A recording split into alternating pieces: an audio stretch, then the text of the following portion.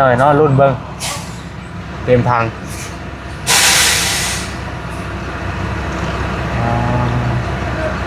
ดิน600,000 700,000 800,000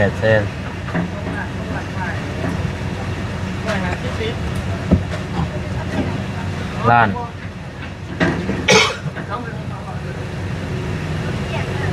ได้โอกาสอะไรกันดึกเร็วๆเลยพี่น้องเลย เพราะว่าน้ำมันว่าแซนมีอยู่3 ขีดเนาะมีอยู่3 ขีดนี่พี่น้องเลย1,500,000เกือบ2 ล้าน1,600,000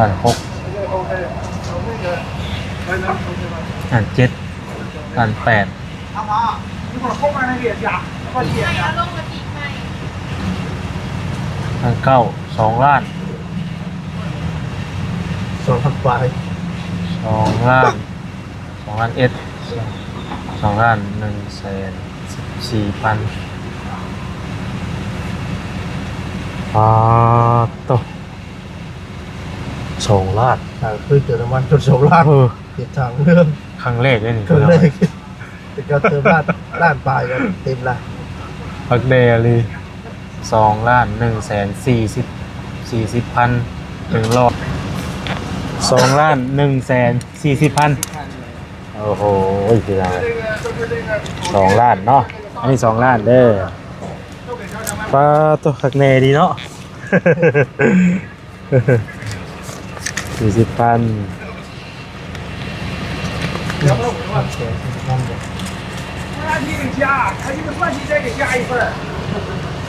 2 ล้าน1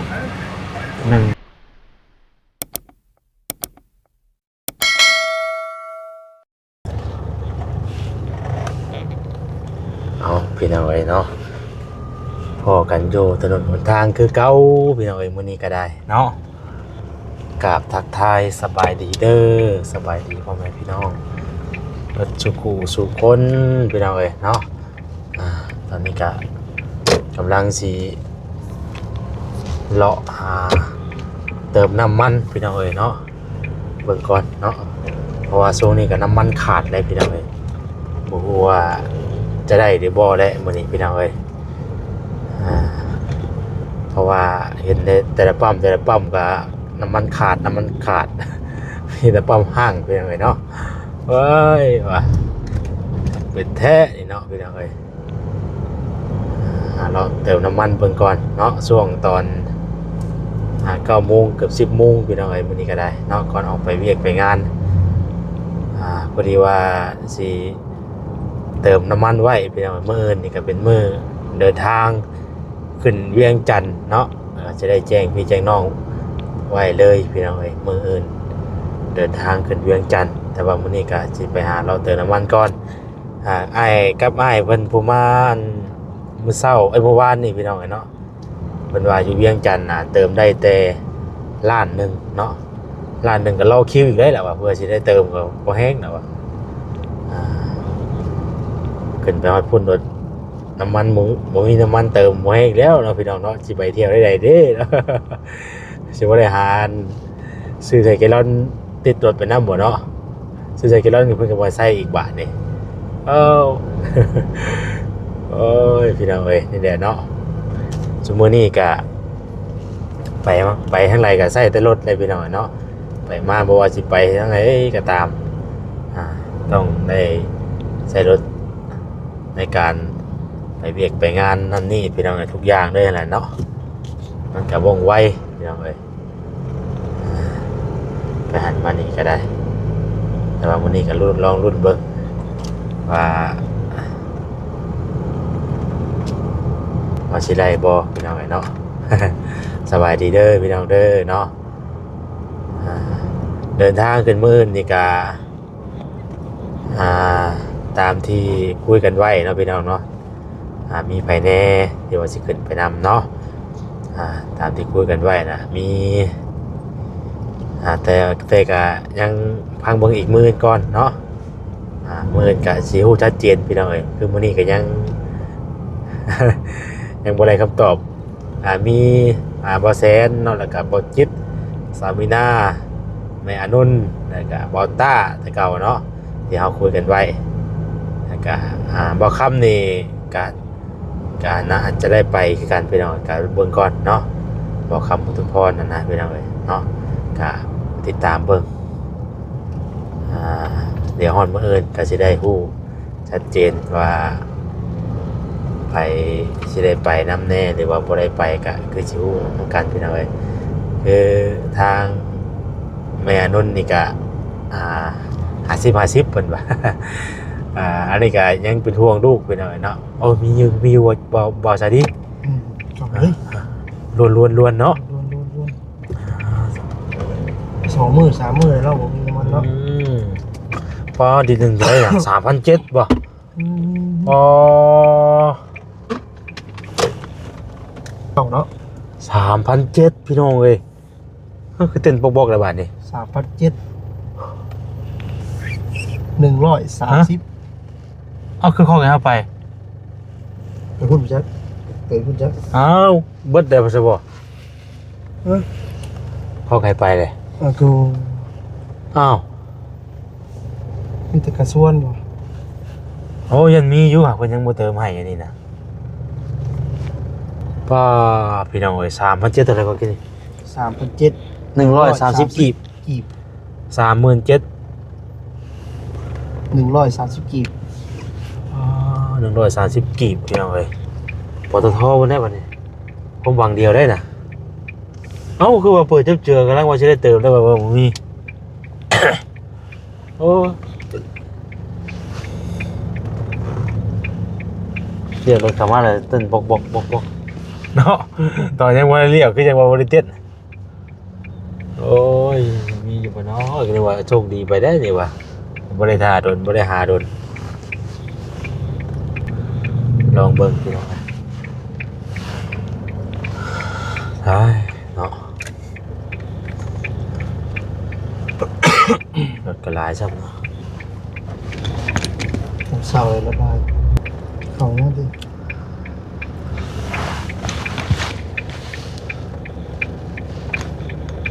ไปพี่น้องเอ้ยเนาะปั๊มนี้ปั๊มแรกปั๊มแรก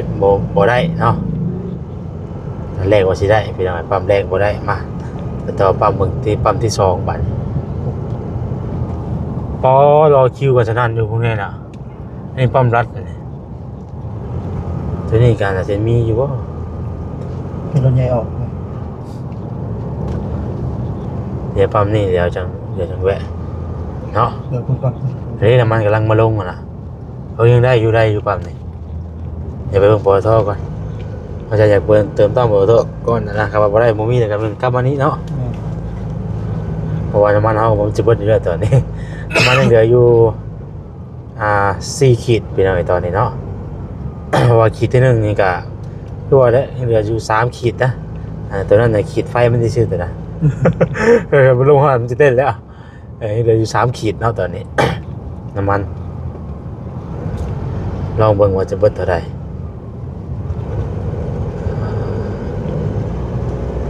มีบ่เนาะมาปั๊มปตทตัวที่2แนมไปเห็นอยู่ได้กี่นี่เห็นเป็นเอาลง Facebook อยู่เพราะว่าน้ำมันเนี่ยเบิดตั้งแต่วานนี่ผู้ใด แม่เบิดมือเลยวัน วานนี่บ่มีเลยวานนี่ บ่ว่าสิให้เติมลายปานใดผู้นี่เนาะเต็มถังได้บ่แซ่นบ่ได้เด้อว่าซั่น ได้แค่500,000ได้600,000ได้นี่ มีอยู่เว้ยแต่ว่ามันมีเป็นบางน้ำมันบ่เนาะมีความหวังอยู่ได้แบบนี้ 3,700 3,700นั่นเด้มีความหวังอยู่ตัวนี้เฮ้ยจะปลายมือกันได้เนาะ อะไร พ่อใหญ่เจ้าก็คือจอดรถบ่ถึงทางบ่ได้ไปจักล้อกันนี่ว่าสิที เข้ามาก่อนทำอะไรเป็นกระสิบอกไปแล้ว บ่มี บ่มีอีกก็ อ้าวเพิ่นบ่เติมให้เฮานี่น่ะมีอยู่อ่ะบ่มีน่ะ บ่มีอยู่เจ้ากี่ตัวข่อยนี่ล่ะโอ้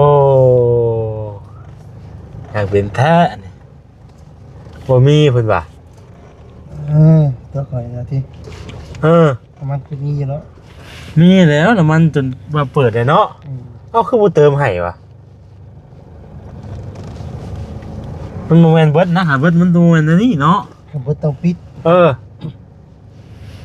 ตั้งบ่เติมให้กันอันนี้โอ้โมเมนต์เด้อข่อยเบิ่งนะแต่ว่าเพราะว่ามันมีอันว่าตัวเลขขึ้นไปได้ว่าสิกินได้น้ำมันนั่นได้อันน่ะเพิ่นโชว์ไว้จังซั่นน่ะแต่ว่าบ่มีน่ะเนาะโอ้ตายบัดนี้พี่น้องเอ้ยน้ำมันมีอยู่กับตัวกันบัดนี้บ่เติมให้ครับบ่เติมให้เนาะเพิ่นสิท่าเติมให้อันแต่อันบ่เบิ่งรถคนบ่เลือกรถบ่ รับบ่ที่ บ่เพิ่นสิเลือกรถจักล็อกอันนี้สามบ่ที่ ใช่แล้วมวยนั่นว่าปตทก็เติมรถแล้วบัดนี้แหละ แต่ว่ามีน้ำมันเนาะ บ่แต่ว่ามีน้ำมันนะบัด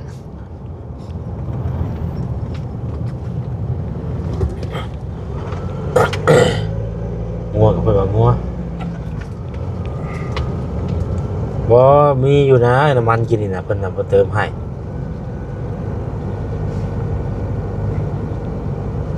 แต่ว่าบ่มีเพิ่นก็ต้องว่าปกติเนี่ยเพิ่นจะมีป้ายมีหยังมาบอกอะนะว่าสิดีก็สิว่านั่นแหละ แม่นแล้ว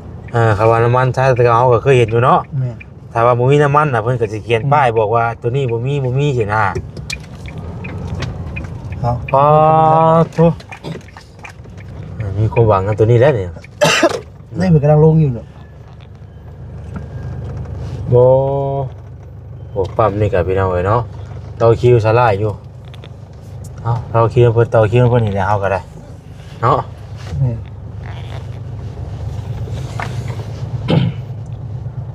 อืม นั่นแหละก็จะบ่ ต่อคิวก่อนพี่น้องเอ้ย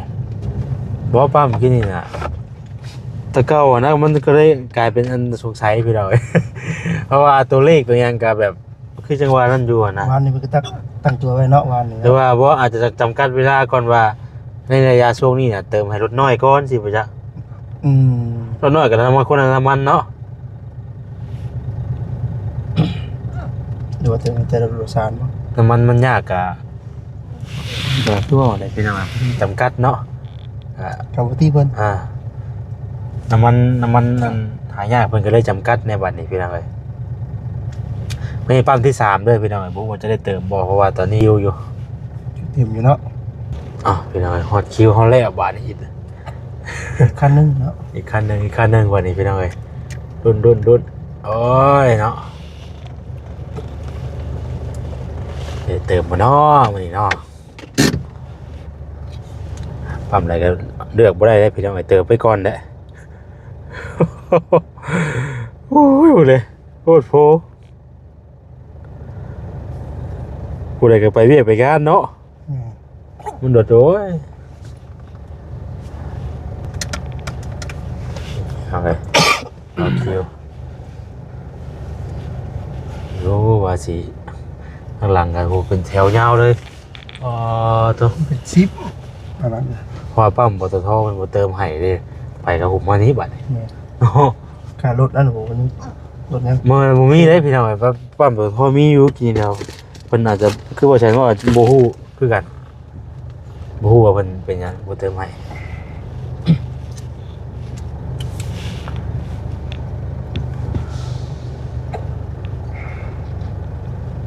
ปาตัว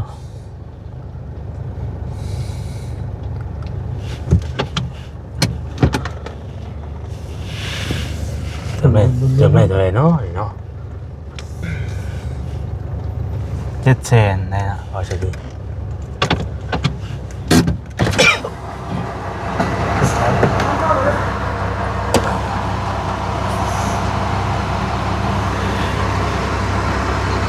ใส่ได้เท่าไหร่นี่เต็มก็ได้ป่ะเต็มเลยก็ได้เออ ขับได้ ได้เนาะ เดี๋ยวเดี๋ยวจำกัดเนาะเอาไปหน่อยเนาะรุ่นเบิ้งเต็มทาง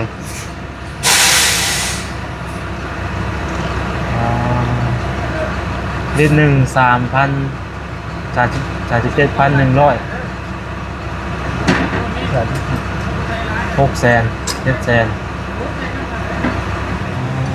800,000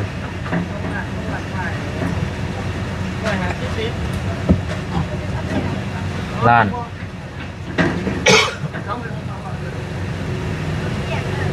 ได้โอกาสอะไรกันดึกเร็วๆเลยพี่น้องเอ้ย เพราะว่าน้ำมันว่าแซนมีอยู่3 ขีดเนาะมีอยู่3 ขีดนี่พี่น้องเอ้ยล้านห้า เกือบ2 ล้านเนาะ ล้านหกล้านเจ็ดล้านแปด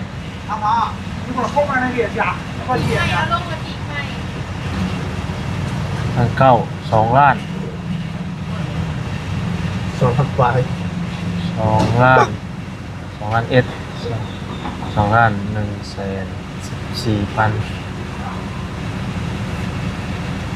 114,000โต2 ล้าน คือเติมน้ำมันจน2 ล้านเก็บทางเรื่อง ครั้งแรกเลยนี่ ครั้งแรกแต่ก็เติมล้านปลายกันเต็มละ พักเดลี2 ล้าน113,014เนี่ยขึ้นได้2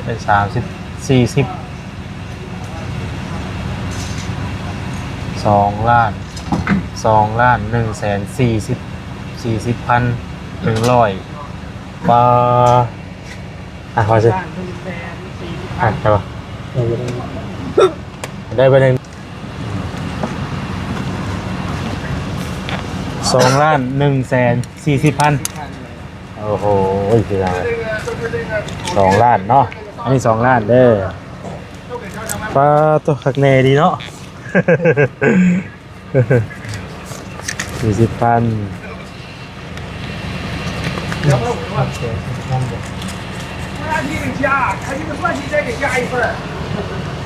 2,140,000 กีบพี่น้องเอ๋ยเนาะปลา เป็นลิตรละ4-50แต่ได้ เนาะโอ้ขึ้นไปเรื่อยๆเนาะขักแน่ลี รถหนึงไงแต่สองวันนี่ฮะ บ่ได้เลยเติมเขาน้ำเนาะ รถที่2มาแล้ว โดยขอบใจหลายๆเด้อในว่าหลายคนถ่าเติมเนาะพี่น้องเอ๋ยโอ้ยโอ้นักคึกรถแบบนี้รถเนาะ เดี๋ยวมีน้ำมันเลยนะ ว้ารถนักคึกคักด้วยพี่น้องเอ๋ยโอ้น้ำมันเป็นจักรีดจีนี่ขอยก็ลืมเบิ่งเนาะได้จักรีดวะบ่ใช่ดี จากนี้ผมก็ได้เบิ่ง คือว่าอะไรเบิ่งในรูปก็ได้เนาะ มันบาง เอาไปใช้ต่อบัดนี้เอา เอาจะถึงเติม บ่ตอนแรกก็จะซื้อนะ แล้ว มีแต่ไปหาเคสนั้นเคสอันเช้านั่นก่อนเด้ ปรับมาใส่ บ่ได้ยังซื้อโอ้ยเนาะเต็มถังพี่น้องเอ้ยป่านนี้เนาะว้าต่อ 2 ล้านปลายที่ 2,140,000พอครั้งแรกได้เลยพี่น้องเอ้ยเนาะ ขนาดว่าน้ำมันบ่แสนยังอยู่เลยฮะยัง3 ขีดแต่ มีคำว่า เพราะ2.5 ล้านป่ะ วัน2 ล้าน 5คำว่ายังบดดี อ๋อกูอีกจัก ๆจะกลิตรนึงกันเนาะ อ๋อนี่ก็มันก็2 ล้านสิฮอด200,000เลย ลิตรนึงกับ37เลยจะเกินต่อไปจะมาลิตรละ50 มื้อนั้นน่ะเท่าไหร่น้ำมันราคาเท่าไหร่ราคา3,200นึงเบิกมามื้อนี้โดดจังเพราะว่านี่จังบ่มีเบิดมื้อเนาะ แม่น เฮ้ยก็เพิ่นแบบนี่แหละนี่เพิ่นมาปุ๊บเพิ่นปรับราคาขึ้นมื้อนี้เด้ มันก็แจ้งการไว้อยู่ได้ว่าปรับราคาน้ำมันขึ้นมื้อนี้โอ้โตโหเทียมแท้ ต่อไปจะได้ย่างไหมเนาะ ว่านี่เด้บ่ย่างบ่ได้ย่าง น้ำมันเพลงเลยเพลงขี่ต่อปฏิไปซะแล้ว แต่ว่ามันหนักมันสิย่างอยู่ดีก็บ่ได้ย่าง ผู้ดีย่างนะว่าอะไรกะผู้ดีแบบ ใช้ชีวิตยากแบบมันยุ่งยากอยู่แล้วนี่อ่า มันก็หาจังว่าล่อไปสิได้พี่น้องเอ้ยแต่ว่ามันก็สิบ่ได้ใจเฮาปานใดแบบว่าปุ๊บปั๊บสินะแต่ก็ไว้เฮาน้ำมันเฮาบ่ตอนนั้นเฮาก็เติมรถสินะวันนี้ว่าต้องรอเวลาข้างในบาดนี้เฮ้ยมันว่าแซนเว้านี่ปตทปั๊มปตทน่ะมีนี่น้ำมันนี่อันนี้เพิ่นเปิดไว้อยู่นะแต่ว่าเพิ่นยังบ่พร้อมสิเติมให้นะนี่แดงจึงครึ่งอยู่นะอันนี้สำคัญเนาะปั๊มกินนี่ก็สำคัญได้ สำคัญราคาเลยกันเบิดนะ แต่ว่ารถใหญ่ยังบ่เติมอยู่นี่นะนี่ยังมีรถใหญ่อยู่นี่มีแต่รถจักรโอ้ตะ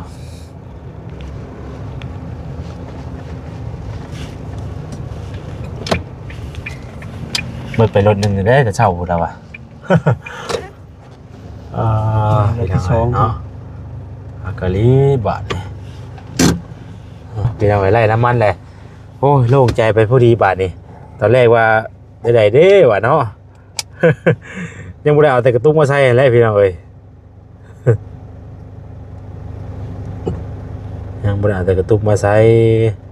กระตุกกะลืมเอาน้ำมันแดงเนาะเอากระตุกมาอยู่น่ะน่าจะได้อยู่มั้งอยู่นี่เนาะ ยังมีครับ เกิดกระตุกกับระวังยากเลยพี่น้องบ่แรงบ่ได้ชื่อเนาะ แม่น คน